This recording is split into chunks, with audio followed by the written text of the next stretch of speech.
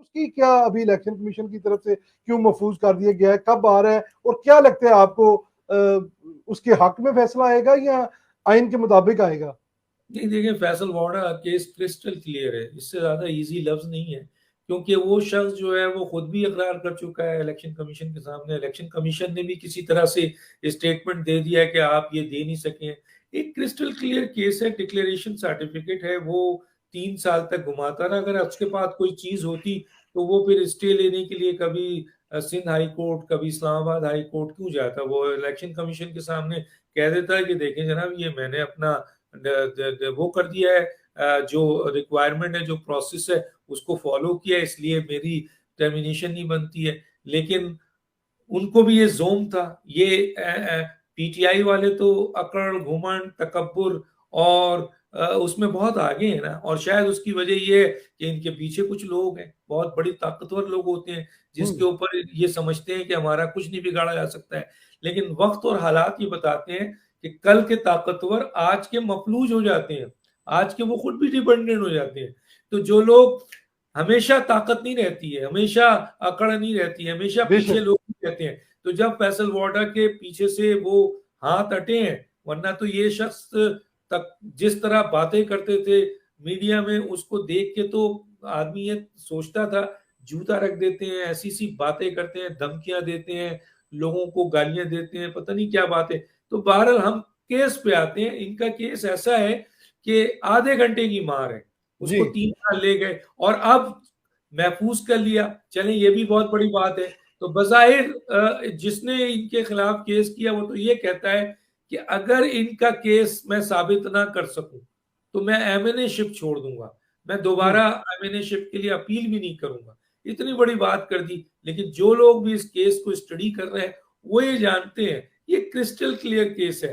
फैसल वाडा कानूनी और आईनी तौर पर मेरिट पे किसी सूरत में नहीं बच सकता। आप महफूज करके फैसला 100 दिन रखें, आप डिले करें, ये तो कर सकते हैं। लेकिन आपने ये फैसला अगर दिया कि फैसल वाडा साहब ने जो डिक्लेरेशन दिया है, एक आपके सादिया अब्बासी या कोई और है उनका केस भी था, वो जी। इससे भी ज्यादा वो था, उसका तो आप यहाँ पे दबाव था। लेकिन अब ये है कि महफूज हो चुका और इसको हाई कोर्ट ने कहा है कि 2 महीने के अंदर करने का, 11 दिन रह गया है। तो महफूज करके रखें जी, कितने दिन रखेंगे।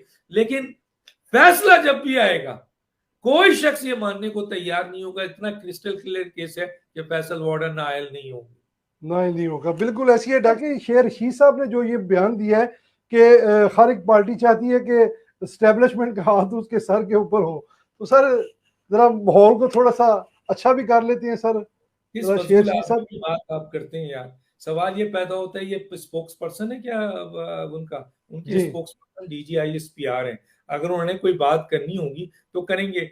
फौज का काम ये होता है कि वो हुकूमत का साथ दे, आईनी कानूनी तौर पर है। कहीं कहीं गलतियां होती हैं इंडिविजुअल बेसिस पे, इदारों के अंदर चंद ऐसे लोग जरूर आ जाते हैं जो शायद अपने एक्सरसाइज, जैसे मैंने कहा ना, सुप्रीम कोर्ट के पास ये राइट नहीं है कि वो तायात नाइली दे, लेकिन अपने अपने उस आईनी उससे तजावुज किया और उन्होंने तायात नाइल कर दिया। इसी तरह और इदारों में होते हैं। लेकिन ये शख्स की नौकरी जो है वो खत्म हो गई है, इसकी सियासत भी खत्म हो रही है। ये शख्स जो है वो आखिरी झटका है। इसको पता है इमरान गया तो मुझे ना गेट नंबर 4 की नौकरी मिलेगी और कोई सियासी जमात भी नहीं लेगी। तो कहने का मतलब है उसने इस किस्म की बात तो करनी ही करनी है। एक इदारा है, उसके पास एक पूरी चीज है। मैं तो समझता हूँ कि ये इदारा इन चीजों को नोटिस कर रहा होगा और किसी दिन ऐसा एक धमाका होगा कि शेख रशीद साहब के कानों से भी आग निकल रहा होगा। बाल तो पता नहीं उनके हैं ही नहीं है, पता नहीं उनके ऊपर से भी आ रहा होगा और कहाँ कहाँ से आ रहा भाई होगा। साहब स्टैब्लिशमेंट की वो बड़ी बात करते हैं। इसी तरह उन्होंने ये भी कहा था कि लोग समझते हैं कि इमरान खान से स्टैब्लिशमेंट का हाथ उठ गया है, तो उनकी पॉलिसी जो होती है वो 20 दिन के लिए नहीं होती, 20 साल के लिए होती है। यार मैं आपको एक बात बताऊं, और राज की हरामखोर बात। बात है डॉक्टर साहब, ये मैं तो आपको एक तर्जमान बने हुए हैं। मैं आपको एक राज की बात बता देता हूँ। जी। चले, मैं जब नेशनल टीवी में था और ये जी। मेरे पास इंटरव्यू करने आते थे, मैं आपको सच्ची बता रहा हूँ, ये मुझसे कहते थे हम लोगों का ताल्लुक as a media person establishment से भी होता है, एजेंसी से भी होता है, हर सियासी जमात से भी होता है, टेररिस्ट से भी होता है, क्योंकि मीडिया हर जगह होता है। तो ये शख्स कहते थे यार इस्टेब्लिशमेंट की कोई बात बताओ ताकि आज मैं ब्रेक करूं। तो भैया अच्छा। वो शख्स जो है जिसको मेरा ख्याल है एक चपरासी भी लिफ्ट नहीं कराता है, वो उसने ये इंप्रेशन देना है कि जैसे मैं इस्टेब्लिशमेंट जो है वो मैं उसका इस्टेब्लिशमेंट की सारी चीजें मैं जानता हूं। मैं आपको बता रहा हूं अपनी बात कि जनाब एक दफा नहीं कई दफा जब हम प्रोग्राम शुरू होने से पहले ये शख्स ये कहता यार कोई चीज है तो ब्रेकिंग दो तो मैं दूं जरा, लेकिन इस्टेब्लिशमेंट के ताकि मेरी बात रहे कि जी मैं जो हूं इस्टेब्लिशमेंट का आदमी। तो चलो भैया ये इसका बिल्कुल ऐसी है।